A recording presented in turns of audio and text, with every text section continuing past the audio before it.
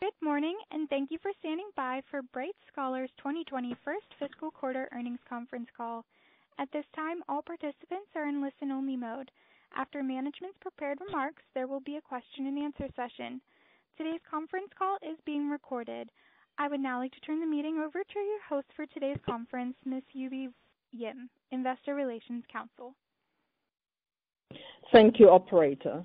Good morning and good evening. Welcome to Bright Scholar's first fiscal quarter ended November 30th, 2019 earnings call. Joining me today are Jerry He, our Executive Vice Chairman, Derek Feng, our Chief Executive Officer, and Dora Lee, our Chief Financial Officer. As a reminder, today's conference call is being broadcast live via webcast. In addition, a replay will be available on our website following the call.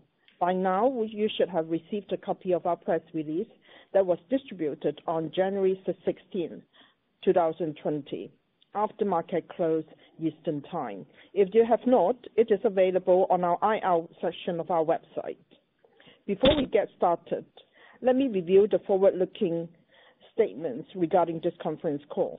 That is, statements related to future, not past, events often address expected future business and financial performance and financial condition, and often contain words such as will, estimate, project, predict, believe, expect, anticipate, intend, potential, plan, or goal. Bright Scholar may also make written or oral forward-looking statements in other reports, in presentations, in material delivered to shareholders, and in press releases. In addition, Bright Scholar's representatives may make oral forward-looking statements. Forward-looking statements by their nature address matters that are, to different degrees, uncertain, such as statements about the company's goals and strategies, its future business development, financial condition and results of operations, its ability to retain and grow its customer base and network of schools, the growth of and trends in the markets for its services in China, the demand for and market acceptance of its brand and services, competition in its industry in China, relevant government policies and regulations relating to the corporate structure, business and industry, fluctuations in general economic and business conditions in China. Further information regarding this and other risks is included in Bright Scholar's filing with the Securities and Exchange Commission. Bright Scholar undertakes no duty to update any forward-looking statement except as required under applicable law. During this call, we'll be referring to GAAP and non-GAAP measures, financial measures. We use certain non-GAAP measures as supplemental measures to review and assess our operating performance. These non-GAAP financial measures have limitations as analytical tools, and investors should not consider them in isolation or as a substitute for net income attributable to company or other consolidated statement of comprehensive income data prepared in accordance with the U.S. GAAP. Please note, all numbers are in RMB and all comparisons refer to year-over-year comparisons unless otherwise stated. With that, I'll turn the call over to our Executive Vice Chairman, Jerry He. Jerry? Thanks, Ruby. Thank you everyone who is joining our call today to review 2020 first fiscal quarter results. First and foremost, let me wish everyone a happy new year with every happiness, good health, and a continued prosperity in 2020. Now let's get started. For those who are new to Bright Scholar, we have included in our earnings presentation a brief corporate introduction from slide 5 to 13, which you can download from our IR website. Again, all numbers are in RMB and all comparisons refer to over year, unless otherwise stated. I will start today's call before pass to Derek to provide an update on our business operational performance for the quarter and also share our strategic initiative for fiscal 2020. Dora will then provide a detailed financial review before we take your questions. Please turn to slide 15. We are very pleased with the tremendous progress we continue to make as we transform and scale Bright Scholar to better serve the evolving needs of our students in a fast-changing education industry. The strategic investment we made across our business segments in the past years have given us a strong start to the 2020 fiscal year. We scaled our business significantly with acquired business contributed to over 315 million RMB in revenue and 46 million RMB in adjusted EBITDA in the first fiscal quarter of 2020. In addition, we further diversified our revenue stream, as you can refer to slide 16. Revenue from domestic K-12 schools only accounted for close to 61% of our total revenue in the first fiscal quarter of 2020. The impact is transformational as we move into the next phase of our growth journey. By taking additional steps to further position Bright Scholar as a global premier education service provider, we see enormous opportunities in leveraging our global platform to expand our ancillary business, such as language training, college counseling, study tours, and camps. We also see the benefits of entering into career readiness market, offering career counseling service that will help our students post-education overseas. While the initiatives are in their early stage, we believe the power of the international education ecosystem will continue to drive our long-term growth. In the 2020 fiscal year, we remain firmly focused on three fronts. First, continue to build our global network and capitalize on our synergistic business opportunities from our domestic and overseas business.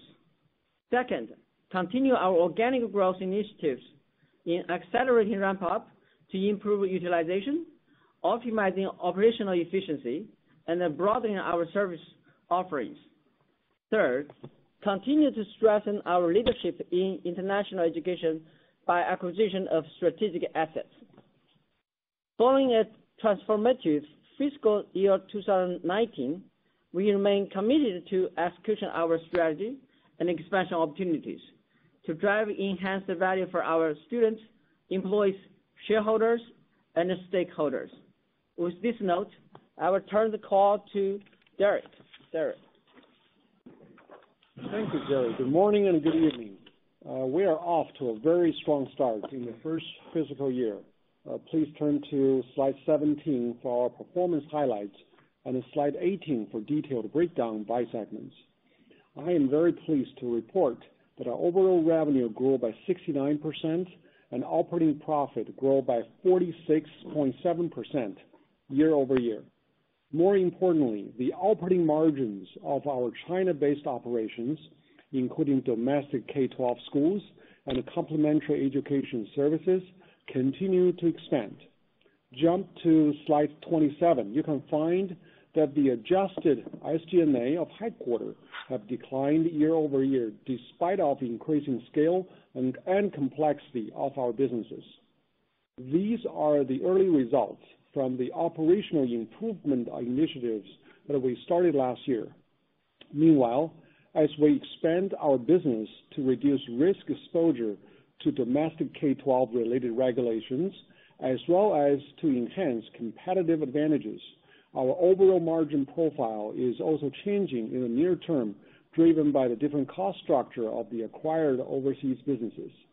However, we have a number of initiatives underway, including setting up shared services centers in the UK to achieve both revenue and cost synergies among all of our business segments that will enhance the overall margin over time.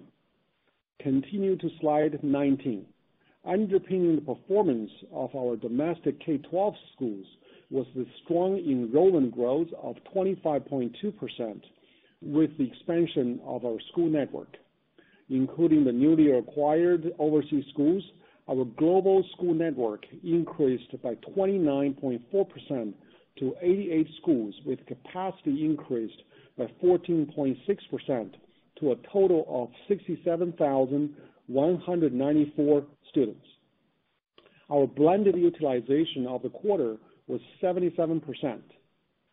Let's continue on to slide 20. Our efforts to improve the effectiveness of marketing and student recruitment have yielded very positive results in driving growth in average student enrollment of domestic K-12 schools with international schools, bilingual schools, and kindergarten increased by 18.6%, 12.3%, and 23.1% respectively. Our robust performance reflects our commitment to delivering quality education as shown in slide 21. As of December 19, 2019, approximately 57.1% of students in the 2020 graduating class of our international schools have received over 310 offers from global top 50 institutions. As of the release date, our flagship school, Guangdong Country Garden School, received 3 conditional offers from the University of Oxford, 3 conditional offers from the University of Cambridge, and 1 unconditional offer from the University of Chicago. We expect more students will receive offers from these elite institutions, and the grades of our students will continue to improve across all age groups. Continue to slide 22. The deep collaboration with Country Garden is critical to expand our domestic network with an asset-light model. As of the release date, we have signed 60 contracts, including 5 outside Country Garden contracts, to operate a total of 53 kindergartens, 6 bilingual schools, and 1 international school with a total capacity of approximately 29,800 students. In addition, we have made significant progress to capture incremental growth opportunities among our businesses. First, we commenced international student recruitment for 3 independent schools in UK through CATS. Second, we launched basketball and baseball pilot programs in 2 Bright Scholar schools with early success. These programs are after-school and weekend activities designed for students from both Bright Scholar and local communities. Finally, our study tour programs have been well received in our own schools. In the first quarter of 2020, we served over 4,000 students, with 80% from Bright Scholar K-12 schools. We are expanding our service offerings to better serve more students, both from Bright Scholar as well as schools outside our network.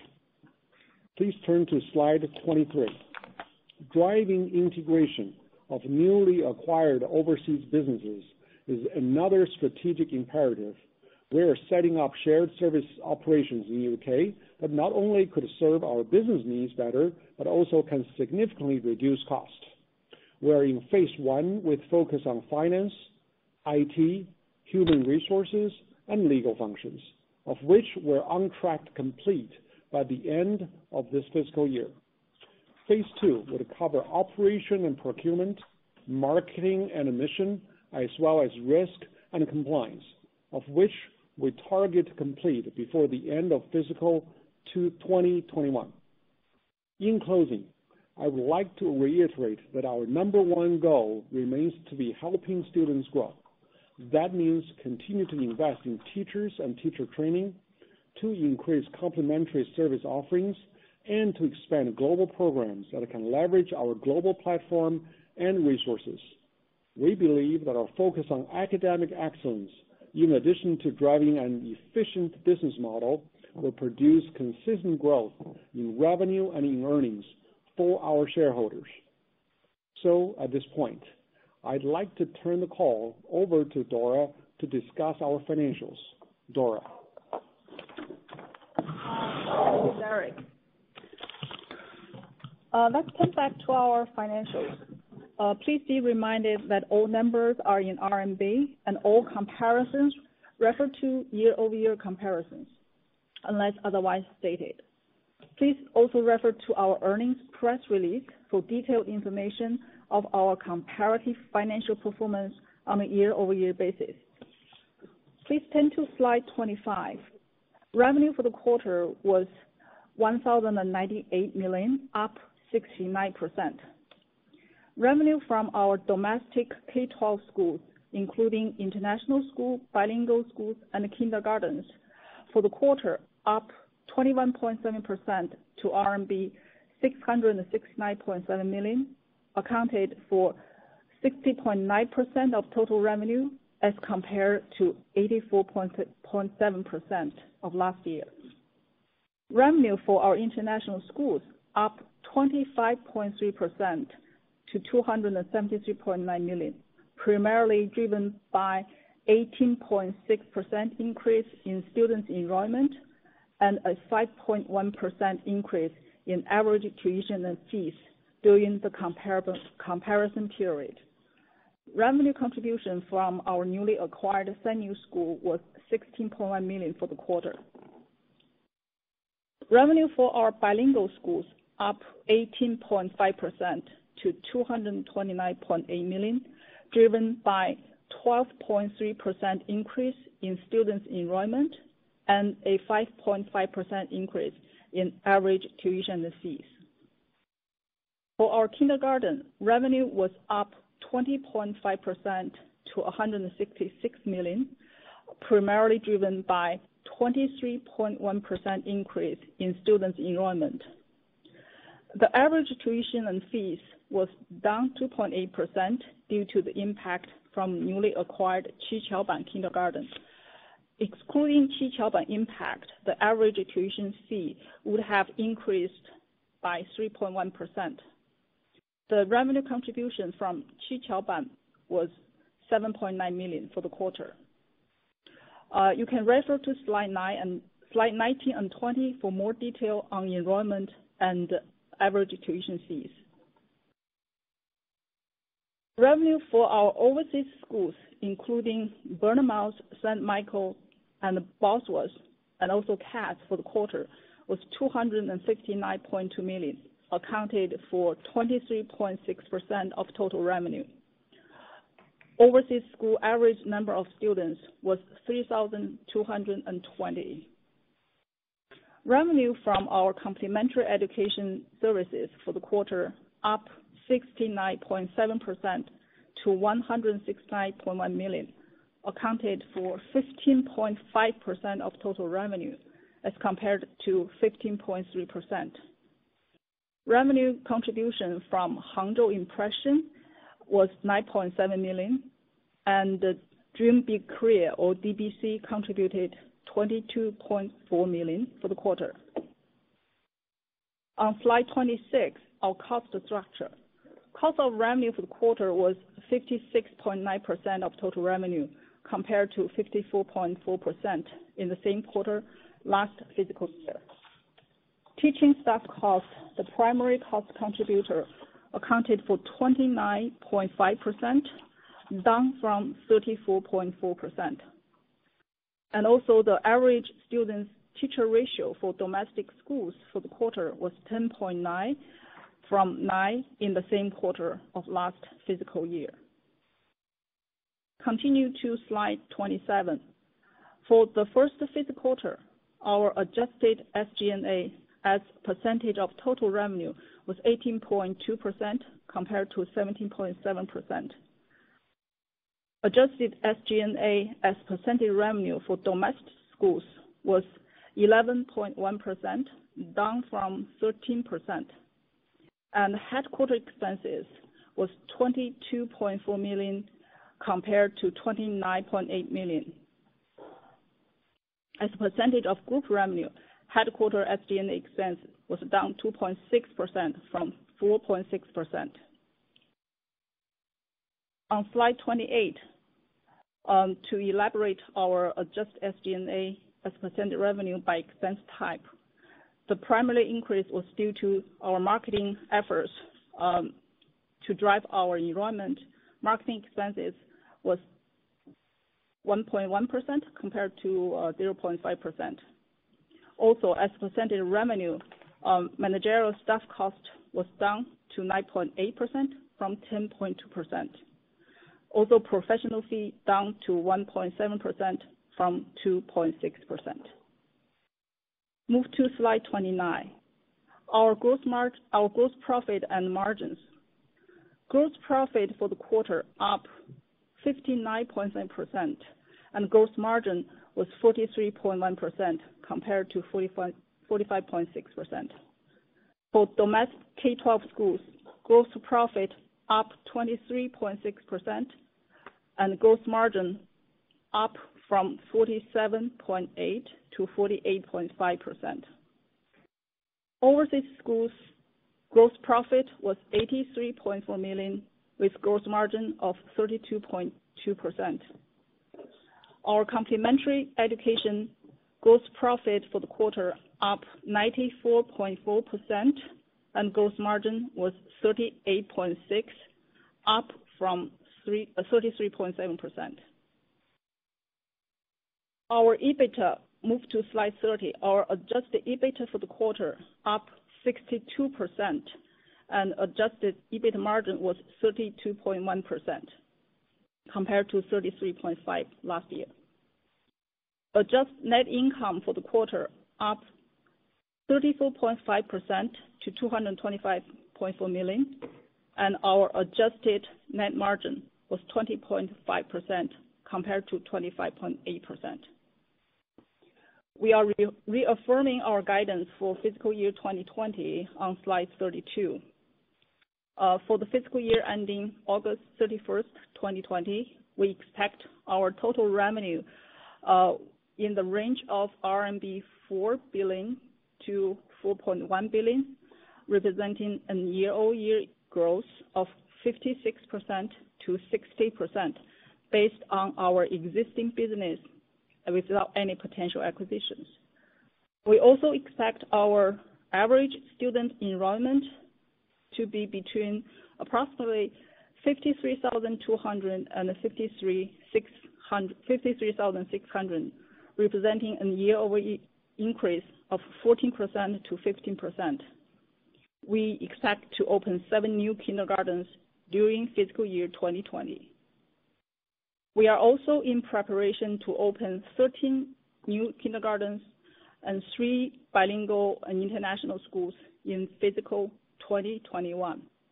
Beyond fiscal 2021, we have 4 schools and 33 kindergartens contracted for operation.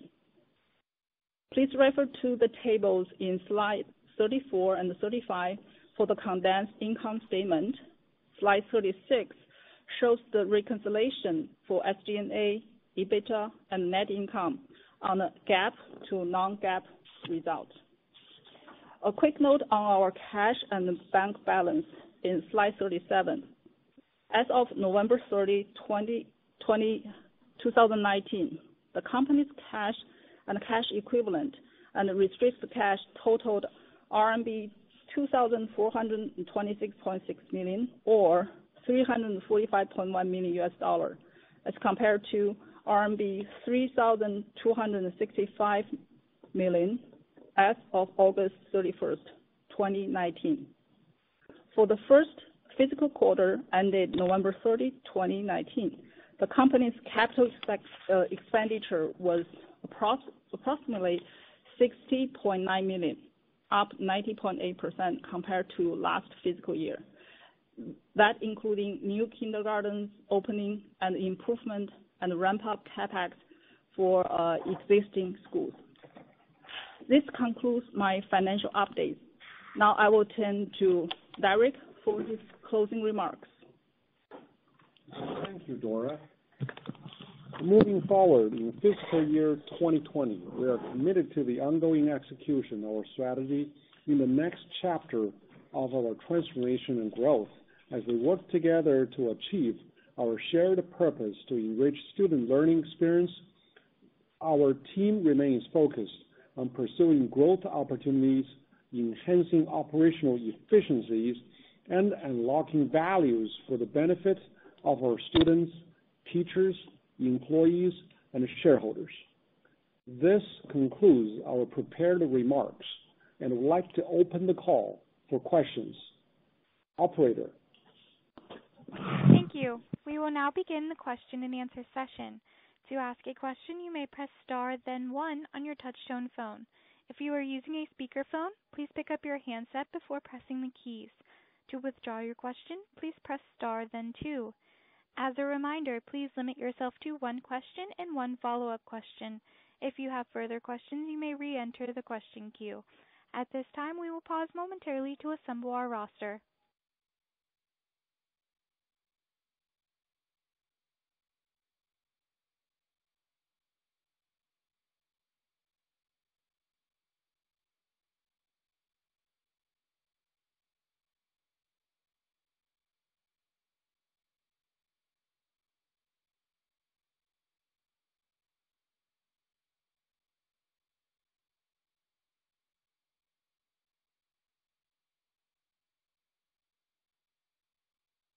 The first question today comes from Elsie Sheng of Morgan Stanley. Please go ahead. Hello, management. Thank you for taking my question. My question is about the margin outlook, because you also mentioned that the cost structure changed with the acquisition of overseas schools, and on the one hand, the margin of the overseas school is lower than the domestic, but on the other hand, the margin of your domestic schools and also the complementary education service is going up year on year. So I'd like to know what do management see the margin trend of this fiscal year? And also you mentioned that you have some initiatives to improve the operation of overseas schools. So do you have any more details about how that will change the margin of overseas schools? Thank you. Okay, so let me take on the question. So because we are just consolidating the overseas business into the portfolio, so therefore today is a simple mathematical weighted average of the margins. As you can find out, the domestic business tend to have high margin or continuing to go up, and the international business, because of the nature of the business model, so the margins are lower. Obviously, because the margins lower, we also paid a relatively lower price. So in addition to a mathematical weighted average, which you are seeing today, and we would obviously confident that we can take various operating initiatives that would increase the weighted average over time in comparison to a simple mathematic average. So for example, right now, as we mentioned, we're building up shared services centers in UK, which that would serve several acquisitions that we have acquired in UK over the past year. So that would take out some of the cost. At the same time, we're also doing recruiting shareholders that we're taking the CAT's recruiting capability to recruit international students for the other 3 independent colleges. So in the long run, we're certainly hoping we will do much better than today's mathematical weighted average. Does that answer your question? Okay. Understand. Just a follow-up question. On the UK schools, you mentioned that the centers will save the cost for operations. Do you have more details about how much that can help on the margin?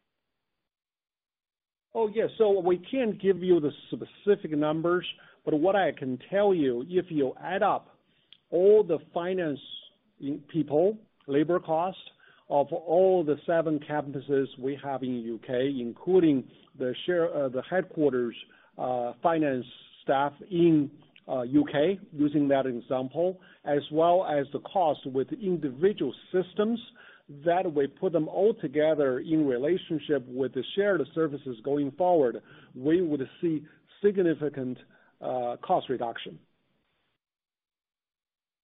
Okay, I see. Thank you. The next question today comes from Christine Cho of Goldman Sachs. Please go ahead. Thank you, management, for the presentation. I think just a follow-up to the previous question, seems like the unallocated corporate expenses dropped quite sizably this quarter. Is it fair to read this as kind of the early results of the operational improvement initiatives that you've discussed in detail? And if so, is it fair to assume that it will continue to see a very similar trend throughout the year? And then secondly, if to the extent of how much you can share, can you just elaborate on the impact of the newly acquired schools that were newly consolidated to this quarter? Thank you.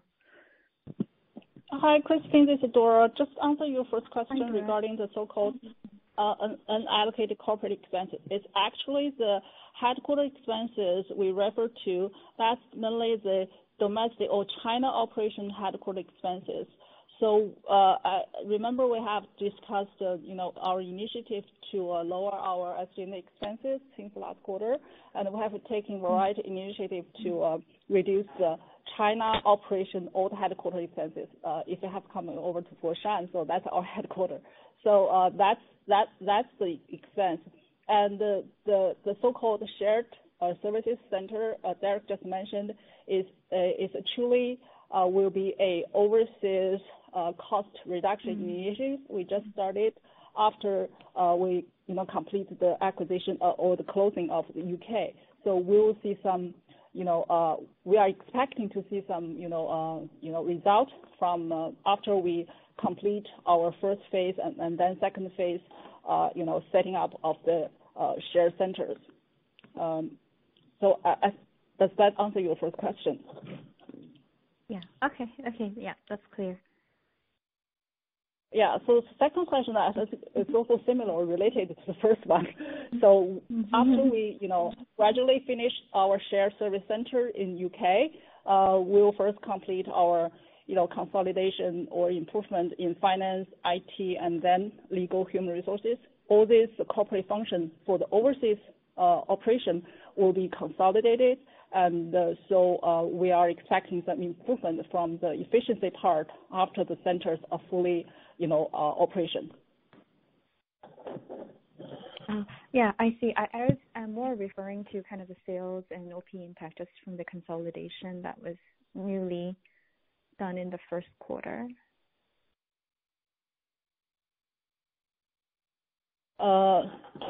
First quarter sales initiative? Yeah, sorry, could you repeat your question again? Yeah, sorry. The new consolidated schools in the first quarter of 2020, there are 2 schools that are newly consolidated. Oh, yeah. You're talking about the 2 independent schools, which is Bosworth and St. Michael's. Yes, those 2 schools are consolidated in the first quarter. Yeah, you are right. Yeah, so I was just wondering what's roughly the size of the impact on sales and OP during this quarter from that consolidation. Actually, the 3 independent schools are doing well on track in terms of our, expectation. I think that the only, the overall margin from the overseas segment, the only impact was from CAS because first quarter CAS has some impact from student intake during some, macroeconomic or political, reasons. For the other 3 independent schools, they are doing okay. Okay, thank you. Again? Yeah, so basically the 2 schools are generally very small. It didn't really add too much to the first quarter. Those 2 schools add together is approximately 800 students in total. So therefore, they are not that material from an overall perspective. Just give you some idea, this is Jerry, just give you some idea of the size of the 2 schools. Last year, in terms of revenue, they did about approximately 12 million pounds. So if you allocate the first quarter, those 2 schools are reasonably stable, so you can figure out, what the approximate first quarter is. Okay, thank you. Again, if you have a question, please press star, then 1.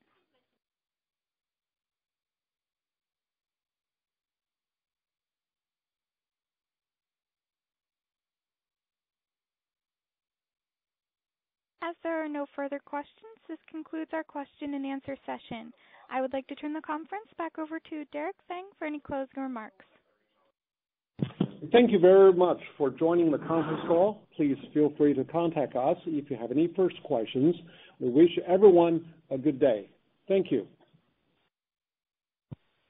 The conference is now concluded. Thank you for attending today's presentation. You may now disconnect.